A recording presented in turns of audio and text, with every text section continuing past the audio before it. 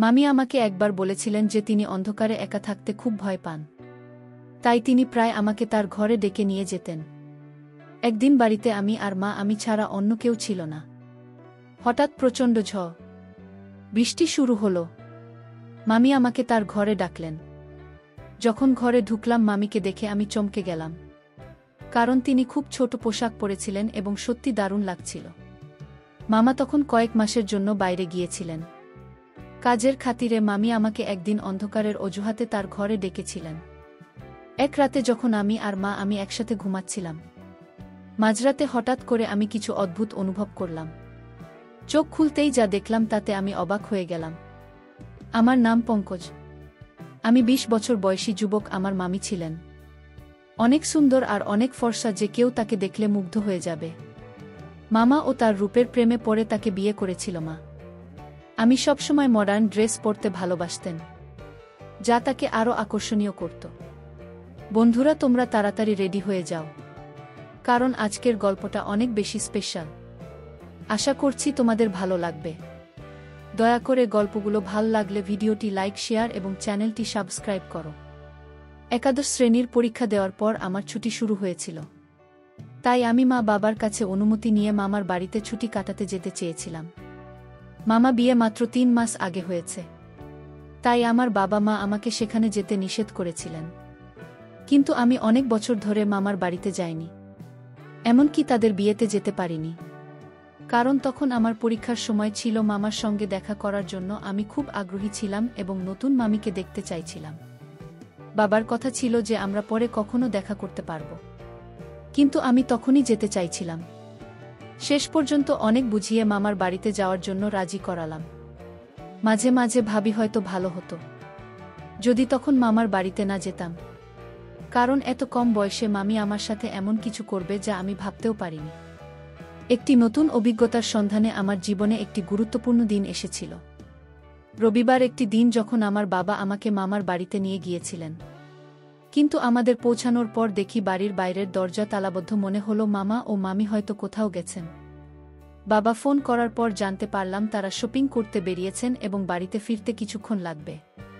তাই আমরা বাড়ির বাইরে দাঁড়িয়ে তাদের জন্য অপেক্ষা করতে লাগলাম। প্রায় 1 ঘন্টা পর মামা ও মামি বাড়িতে পৌঁছলেন। বাবা বাইরে গিয়ে তাদের সঙ্গে দেখা করলেন আর চলে গেলেন আমাকে রেখে, এবং আমরা সবাই একসঙ্গে বাড়ির দিকে ফিরতে শুরু করলাম। আমি তখন স্কার্ফ দিয়ে মুখ ঢেকেছিলেন এবং আমার বাইকে বসেছিলেন। বাড়িতে ঢোকার পর মামি স্কার্ফটি খুলে ফেললেন। আমি দেখতে পেলাম আমি যেন কোনো সিনেমার নায়িকার মতো লাগছিল, খুবই সুন্দর। মামা ছিলেন সাধারণ দেখতে, কিন্তু আমি সত্যিই আকর্ষণীয় ছিলেন। অন্যদিকে মামা হঠাৎই আমাকে ডাকলেন, পঙ্কজ, কি দেখেছ তুমি? অনেকক্ষণ ধরে তোমাকে ডাকছি। তার ডাকে আমি কিছুটা অপ্রস্তুত হয়ে গেলাম, তবে দ্রুত সামলে নিয়ে বললাম, আমি ভালো আছি, এবং আমাকে আলিঙ্গন করলাম। এতদিন পর আমাকে দেখে মামা খুবই খুশি হলেন, আর মামি ও স্নেহে জড়িয়ে ধরলেন। আমার মনে হচ্ছিল যে আমরা অনেক দিনের পরিচিত। এখন 2 দিন ধরে মামার বাড়িতে ছিলাম। আমি আমার প্রতি পুরোপুরি যত্নশীল ছিলেন এবং আমার জন্য সব কিছু ঠিক রাখছিলেন। মামা ও মামিকে দেখে মনে হচ্ছিল আমি নিশ্চয়ই আমার ছুটির পুরো সময় এখানে কাটাব। তবে আমি জানতাম না যে আমার এই সিদ্ধান্ত পরবর্তী সময়ে এমন একটি মোড় নিতে পারে যা আমার জীবনকে পুরোপুরি পরিবর্তন করে দেবে। আমি আসার পর থেকে লক্ষ্য করেছিলাম আমি আমার সামনে ছোট পোশাক পরে চলাফেরা করত। আমার কাছে বিষয়টা অবাক করা ছিল। আমি মাঝে মাঝে তার দিকে চেয়ে থাকতাম। আমি মনে মনে ভাবতাম এসব মামির কাছে সামান্য, কারণ তিনি শহরে থাকেন আর শহরের সবাই এরকমভাবে চলাফেরা করে। আমার কাছে অন্যরকম লাগত, কারণ আমি গ্রাম থেকে এসেছিলাম, সেখানে কেউ এভাবে চলাফেরা করত না। আমি আসার পর থেকেই মামি আমার অনেক কাছাকাছি থাকতে শুরু করেছিল। তার এমন ব্যবহারে আমি মাঝে মাঝে ভাবতাম আমরা অনেক আগে থেকেই পরিচিত। 3য় দিন সকালে আমি যখন ঘুম থেকে উঠলাম তখন বেলা 4টা। ঘরে বেরিয়ে দেখি মা ব্যাগ গোছাচ্ছেন। তাকে ব্যাগ প্যাক করতে দেখে আমি জিজ্ঞাসা করলাম, মামা, আপনি এত সকালে কোথায় যাচ্ছেন? মা বললেন যে তাকে একটি জরুরি কাজে 2 মাসের জন্য বিদেশে যেতে হচ্ছে। আমি হতাশ হয়ে বললাম, কি বলছেন মামা? আমি তো এখানে মাত্র 2 দিন হলো এসেছি, আর আপনি এত তাড়াতাড়ি চলে যাচ্ছেন। আমি আপনাকে যেতে দেব না। মামা আমাকে বোঝাতে লাগলেন। এটা আমার জন্য একটি গুরুত্বপূর্ণ সুযোগ। যদি আমি হারিয়ে ফেলি তাহলে আমি নিজেকে বোকা মনে করব। এই প্রজেক্টের কাজের অভিজ্ঞতা আমাকে ভবিষ্যতে একটি ভালো পদে এনে দিতে পারে। মামার কথার গুরুত্ব বুঝতে পেরে আমি আর কিছু বললাম না। বললাম, ঠিক আছে, আজ সন্ধ্যায় আমি বাবাকে জানিয়ে দিচ্ছি এবং আমি নিজে বাড়ি চলে যাব। বাবা এসে আমাকে নিয়ে যাবে। কারণ আপনি না থাকলে আমি এখান থেকে কি করব? মামা বললেন, পঙ্কজ, এখন আমি চলে যাচ্ছি। তুমি এখানেই থাকবে এবং তোমার মামির খেয়াল রাখবে। আমার ফিরে আসা পর্যন্ত তোমাকে এখানেই থাকতে হবে। তার কথা শুনে আমি অবাক হয়ে গেলাম। মামা না থাকলে আমি বাড়িতে একা কিভাবে থাকব? মামা আরও বললেন, মনে রেখো, তোমার মা আমি অন্ধকারে থাকতে ভয় পায়। তাই তাকে যে কোনোভাবে সাহায্য করতে দ্বিধা করবে না। আমি তখন কিছুটা অস্থির হয়ে পড়েছিলাম। এবং আমি অন্ধকারে ভয় পাই, এটা আমার কল্পনাতেও ছিল না। মামির সম্পর্কেই নতুন তথ্য আমাকে কিছুটা হতাশ করেছিল। প্রথমে তো আমি রাজি হতে চাইছিলাম না, কিন্তু মামা জোর করার জন্য তার কথা আমাকে শুনতে হলো। তারপর আমি মামির দিকে তাকালাম। আমার কথা শোনার পর মামি আমার দিকে তাকিয়ে অদ্ভুতভাবে হাসছিলেন। মনে হলো আমার এখানে থাকার কথা শুনে তিনি অনেক খুশি হয়েছিলেন। আমি মাকে সাহায্য করতে লাগলাম, তার কাপড় গুছিয়ে রাখতে এবং পরে তাদের বিমানবন্দরে পৌঁছে দিতে। মামাকে বিদায় জানিয়ে আমি বাড়িতে ফিরলাম। বাড়িতে তখন শুধু আমি এবং আমি মামার সঙ্গে শহরে ঘুরে বেড়ানোর পরিকল্পনা করেছিলাম, কিন্তু মামার বেরিয়ে যাওয়ায় সবটা ভেস্তে গেল। তবে এটি ভাবার চেয়ে বেশি গুরুত্বপূর্ণ হল, মামির সঙ্গে থাকার অভিজ্ঞতা অপেক্ষাকৃত বিশেষ হতে পারে। মামা চলে যাওয়ার পর রাতে নিজের ঘরে বসে মোবাইলে গেম খেলছিলাম। কিছুক্ষণ পর গেম খেলে বিরক্ত লাগে। ভাবলাম টিভি দেখা যাক। তাই বসার ঘরে গিয়ে টিভি চালিয়ে বসলাম। একটু পর মামি এসে হেসে বললেন, কি রে পঙ্কজ, মামা চলে যাওয়ার পর কি তোমার এই বাড়িতে মন বসছে না? আমি আমার পাশে এসে বসে গল্প করতে থাকলেন। তার কথাগুলো শুনতেও আমার অনেক ভালো লাগছিল। আমি ভাবিনি যে আমার সাথে এত ফ্রি হয়ে কথা বলবেন। একদিন মামি আমাকে বললেন, চলো বাইরে একটু ঘুরে আসি। তারপর তিনি স্কুটার নিয়ে বের হলেন এবং আমাকে আইসক্রিম খেতে নিয়ে গেলেন। আমি মামির পেছনে বসেছিলাম। হঠাৎই আমার হাত অজান্তে তার কোমরে স্পর্শ করে। এতে আমি খানিকটা অস্বস্তিতে পড়েন। তাই আমি দ্রুত হাত সরিয়ে নেই। কিন্তু পরে আমি নিজেই আমার হাত ধরে কোমরের কাছে রাখলেন। আমি ঠিক বুঝতে পারছিলাম না এটার মানে কি হতে পারে। আইসক্রিম খেয়ে ফিরে আসার সময় বাড়িতে ঢুকে দরজা বন্ধ করার পর হঠাৎ ঘরের সব আলো নিভে গেল। চারপাশ অন্ধকারে ঢেকে গেল মুহূর্তে। আমি তখন মামির পিছনে দাঁড়িয়েছিলাম। ভয়ে মামি আমাকে শক্ত করে ধরে ফেললেন। তার এই আচরণে আমি কিছুটা বিস্মিত হয়ে গেলাম। বড় হওয়ার পর এমন অভিজ্ঞতা আগে কখনো হয়নি। বুঝতে না পেরে আমি স্থির হয়ে দাঁড়িয়ে রইলাম। আমি প্রায় 5 মিনিট ধরে আমাকে জড়িয়ে ধরেছিলেন এবং তারপর হঠাৎ করে আলো আবার চলে এলো। আলো আসতেই তিনি সোজা হয়ে আমাকে ছেড়ে দিয়ে বললেন, মাফ করে দাও। অন্ধকারে আমি ভয় পেয়েছিলাম এবং মৃদু হাসি দিয়ে তার ঘরে চলে গেলেন। আমি হতভম্ব হয়ে গিয়েছিলাম এবং ভাবছিলাম যেখানে ঠিক হচ্ছে না। কিছু সময় পরে মামার বলা কথা মনে পড়ল। মামা বলেছিলেন, আমি অন্ধকারে ভয় পাই এবং তোমার দায়িত্ব তার দেখাশোনা করা। তখন বুঝলাম আমাকে অন্ধকারে অজুহাত দেখিয়ে জড়িয়ে ধরেছিলেন। রাতের বেলা আমি ঘরে গিয়ে শুয়ে পড়লাম।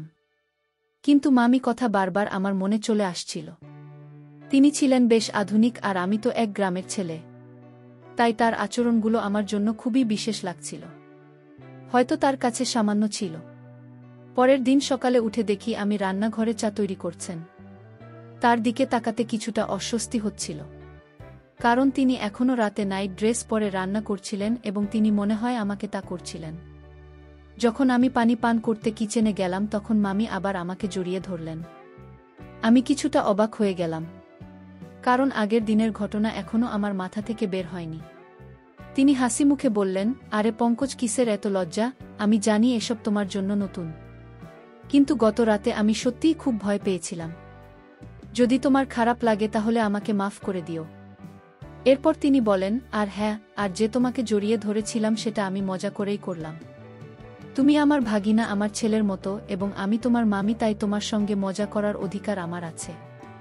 মামির এই আচরণে আমি কিছুটা হাসলাম, কিন্তু তার এমন আচরণগুলি আমার মনে নতুন এক অনুভূতি তৈরি করতে শুরু করল। আচমকা মনে হলো আমি এখন বড় হয়ে যাচ্ছি। আর মামা হয়তো বুঝতে পারেনি যে এমন কিছু ঘটতে পারে। কিছুদিন পর এক সন্ধ্যায় সমস্যা খাওয়ার ইচ্ছা হলো। ভাবলাম আমি কে বলবো, তাই তার ঘরের দিকে গেলাম। মামির ঘরের দরজা সামান্য খোলা ছিল, তাই অনুমতি ছাড়াই ঢুকে পড়লাম। তিনি বালিশে হেলান দিয়ে মোবাইলে দেখছিলেন। আর তাকে এই অবস্থায় দেখে আমি কিছুটা অস্বস্তি অনুভব করছিলাম। দরজার কাছে দাঁড়িয়ে আস্তে করে তাকে ডাকলাম, কিন্তু তিনি শুনলেন না। মোবাইলে মনোযোগ থাকার কারণে আমার ডাক্তার কানে পৌঁছায়নি। একটু সাহস সঞ্চয় করে ধীরে ধীরে তার পাশে গিয়ে দাঁড়ালাম। আমি যখন মামির মোবাইলের দিকে তাকালাম তখন চোখ কপালে ওঠার মতো। অবাক হলাম। যা দেখেছিলাম তা আমার কাছে একদম নতুন ছিল। খানিকটা অস্বস্তি হচ্ছিল। তাই তাড়াতাড়ি দরজার কাছে ফিরে গিয়ে মামিকে একটু জোরে ডাকলাম। মামি হঠাৎ চমকে উঠে বসে শাল গায়ে জড়ালেন এবং কিছুটা বিস্মিত হয়ে বললেন, কি হয়েছে? আমি বিষয়টি এড়িয়ে গিয়ে শুধু বললাম, কিছু না। তারপর নিজের ঘরের দিকে চলে গেলাম। ঘরে ফেরার পথে মনে পড়ছিল মামিকে আজ একটু আলাদা লাগছিল। রাতের বেলা ভারী বৃষ্টি হচ্ছিল। হঠাৎ বিদ্যুৎ চলে যাওয়ায় মামি আমাকে ডাকলেন।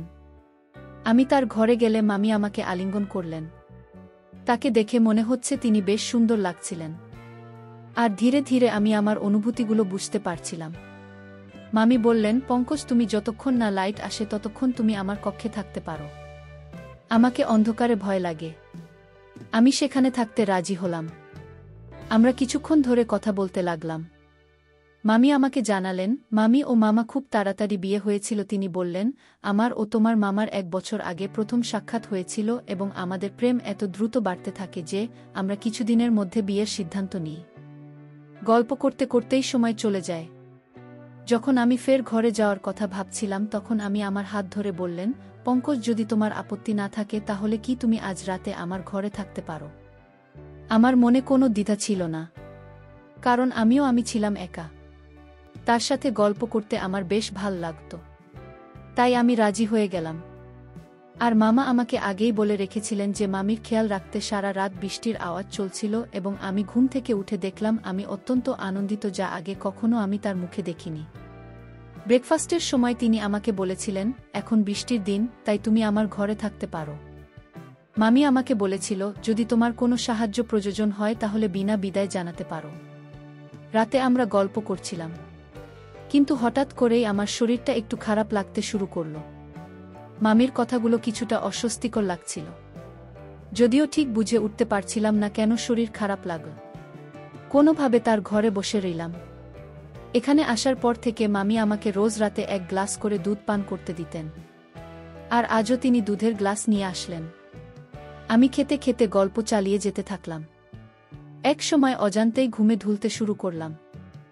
আর কিছুক্ষণ পর ঘুমিয়ে পড়লাম। আমি সৌন্দর্য যেন মনে গেঁথে যাচ্ছিল, তবে মনে নানারকম চিন্তা ভিত করেছিল। তার পরের দিনের কথা মনে একটা অদ্ভুত অনুভূতি হচ্ছিল। যখন দেখলাম আমি বাইরে গেছেন আর তার ফোনে বারবার কল আসছে। হঠাৎ পেটে আবার ব্যথা শুরু হলো। আমি তখন বাবাকে ফোন করে জানালাম যে বাড়ি ফিরতে চাই। বাবার কথায় আমি কিছুটা বিরক্ত হয়ে বললেন, কি তোমার মামা কি তোমাকে বলেনি যে আমাকে দেখতে হবে? এখনই যেতে পারবে না? মামির কথা শুনে আমি কিছুটা হতবাক হয়ে গেলাম। কোনো সম্পর্ক আর কি দেখার কথা, সবকিছু যানজট পাকিয়ে গেল। আমি যখন বিষয়টা জানতে চাইলাম তিনি বললেন, আমি জানি না, তবে তোমার এখানেই থাকতে হবে। মামি আমাকে যেতে না দেওয়ার জন্য জোর করছিলেন, কিন্তু পেটের ব্যথা ততক্ষণে বেড়েই চলেছিল। এই অবস্থায় আমি বেশ অস্থির হয়ে উঠেছিলাম, কারণ ব্যথা কমার কোনো লক্ষণ ছিল না। আমি প্রতিদিন নতুন কোনো কিছুতে নিজেদের আনন্দিত রাখার চেষ্টা করছিলাম, কিন্তু আমি বুঝতেই পারছিলাম না কেন আমি এমন অনুভূতি পাচ্ছিলাম। এমন অভিজ্ঞতা আমার জন্য নতুন ছিল। মামা বাইরে গেছেন প্রায় 1 সপ্তাহ। সন্ধ্যা 7টায় বাড়ির বেল বেজে ওঠে। আমার হৃদয় টনটন করতে লাগল। আমি দেখলাম আমি আমার উপর হাত দিয়ে ঘুমিয়ে আছে। বেল লাগাতার বেজে চলছিল। ফলে আমি দরজা খুলতে গেলেন। দরজা খুলতেই পুলিশ দাঁড়িয়েছিল। পুলিশ দেখে আমি কিছুটা ভয়ে পড়ে গেলেন। পুলিশ স্বামীকে জিজ্ঞাসা করলেন, আপনার আসল উদ্দেশ্য কি? আমি কিছুই বুঝে উঠতে পারছিলাম না। এদিকে আমার পেছনে বাবা মাকে নিয়ে এসে হাজির হলেন। আমার মামা হাতে বেশ কিছু ফাইল ছিল। হঠাৎ আমি বলে উঠলাম, মামা, আপনি তো কাজের জন্য 2 মাসের জন্য বিদেশে গিয়েছিলেন। এরপর বাবার দিকে ফিরে জিজ্ঞাসা করলাম, সব কিভাবে ঘটছে? বাবা আমাকে জানালেন, যখন তোমাকে এখানে রেখে আসি তখন আমি থানায় গিয়েছিলাম। সেখানে এমন এক মেয়ের সম্পর্কে জানতে পারি যার খোঁজ আমার সহকর্মীরা করছিল। আমি মেয়েটিকে চিনতে পারিনি, তবে সোশ্যাল মিডিয়ায় তোমার মামার ছবি দেখে বুঝলাম আসলে তোমার মামা নাম পরিবর্তন করে পরিচয় লুকিয়ে তোমার মাকে বিয়ে করেছেন। মামার ফোন কেটে যাওয়ার পরেই বাবার কাছে বিস্ময়কর তথ্য এলো, মামা আর মামি বেআইনি কাজে জড়িত ছিলেন এবং অন্যদের ফাঁদে ফেলেছিলেন। এভাবে টাকা ইনকাম করতেন, আমার সাথে এমনটা ঘটাতে চাইছিল। তখনই বুঝলাম কেন আমার পেটে এত অস্বস্তি হচ্ছিল। মামা সম্ভবত লুকিয়ে আমাকে এমন কিছু পান করেছিলেন যাতে আমার অস্বাভাবিক লাগছিল, আর মামিও তা জানতেন। গত রাতের ঘটনাগুলো মনে করতে শুরু করলাম। মনে হলো মামা আর মামি সম্পর্কের মূল্য না দিয়ে কেবল দ্রুত টাকা কামানোর মোহে অন্ধ হয়ে গিয়েছিলেন। ধীরে ধীরে বিষয়টি পরিষ্কার হলো কেন মামা এত দ্রুত এই শহরে উন্নতি করলেন। আমি মামার আতিথ্য উপভোগ করতে গিয়েছিলাম, কিন্তু তারা আমাকে ধোঁকা দিয়েছেন। বাবা বিষয়টি নিয়ে খোঁজ না করলে হয়তো আমি আরও বিপদে পড়তাম। আজকাল সম্পর্ক, ভালোবাসা, অনুভূতির কোনো মূল্য নেই। মনে হয় সবাই কেবল নিজের সাথেই চলে। তাই যা এক সময় ছিল এখন আর তা নেই। এই গল্পে প্রয়োজন বা আপনি ছদ্মবেশে থাকা মানুষও ক্ষতি করতে পারে। ফলে এমন কারো প্রতি অন্ধভাবে বিশ্বাস না করে প্রতিটি সম্পর্কে সতর্কতার সাথে পর্যবেক্ষণ করা প্রয়োজন। মামা ও মামি দ্রুত অর্থ উপার্জনের লোভে সম্পর্কের সঠিক মূল্যায়ন করেনি, যা শেষে তাদেরকে ভুল পথে নিয়ে গিয়েছে। জীবনের সাফল্য শুধু অর্থের উপর নির্ভরশীল নয়, সম্পর্ক এবং সততার গুরুত্ব অনেক বেশি। বাবা নিয়মিত খোঁজ না নিলে গল্পের মূল চরিত্রটি আরও বিপদের মুখে পড়তে পারত। পরিবারের সঠিক যোগাযোগ এবং সম্পর্ক রক্ষার ফলে বিপদের সুরক্ষা পাওয়া যায়। জীবনে অনেকেই এমন পরিস্থিতির সম্মুখীন হতে পারে যা তাদের অভিজ্ঞতায় নেই। তবে এমন পরিস্থিতিতে সতর্কতা এবং অন্যের পরামর্শ গুরুত্বপূর্ণ ভূমিকা পালন করতে পারে। এই গল্পে মামা ও মামি প্রধান চরিত্রটির প্রতি স্নেহের আবরণ এ প্রতারণার ফাঁদ পাতেন। আমাদের জীবনে অনেক সময় এমন পরিস্থিতি আসে যেখানে কাছের মানুষের আচরণ আমাদের বিভ্রান্ত করে। এই গল্প থেকে আমরা শিখতে পারি কেবল রক্তের সম্পর্ক কিংবা ঘনিষ্ঠতার উপর ভিত্তি করে সবার প্রতি অন্ধবিশ্বাস রাখা উচিত নয়। কোনো সম্পর্কই পুরোপুরি নিখুঁত নয়, তাই কারও প্রতি অযৌক্তিক বিশ্বাস বা অন্ধ আনুগত্য বিপজ্জনক হতে পারে। সতর্কতার সাথে সম্পর্কে মূল্যায়ন করতে পারলে ভুল বোঝাবুঝি এবং প্রতারণার হাত থেকে নিজেকে সুরক্ষিত রাখা সম্ভব। গল্পের শেষে আমরা দেখতে পাই প্রধান চরিত্রটি অনুভব করছে যে সম্পর্ক, ভালোবাসা আর আন্তরিকতার চেয়ে অর্থ এবং স্বার্থ এখন মানুষের কাছে বেশি গুরুত্বপূর্ণ হয়ে উঠেছে। এই গল্পটি আমাদের শেখায় জীবনের সাফল্যের জন্য শুধু অর্থের পেছনে দৌড়ানো উচিত নয়, বরং সততা, নিষ্ঠা এবং সম্পর্কের মূল্যকে অগ্রাধিকার দেওয়া উচিত। এই মূল্যবোধ বজায় রাখলে আমরা দীর্ঘস্থায়ী ও স্থিতিশীল জীবনের দিকে এগিয়ে যেতে পারি। অন্যথায় মামির মতো অনেকেই তাৎক্ষণিক লাভের আশায় ভুল পথে চলে যান, যা শেষমেশ তাদের জন্য ক্ষতিকারক হয়। বন্ধুরা, আগামীকাল আবারও নতুন কোনো গল্প নিয়ে তোমাদের মাঝে আসব। ততক্ষণ তোমরা সুস্থ থাকো, ভালো থাকো এবং আমার এই চ্যানেলটি সাবস্ক্রাইব করে পাশে থেকো।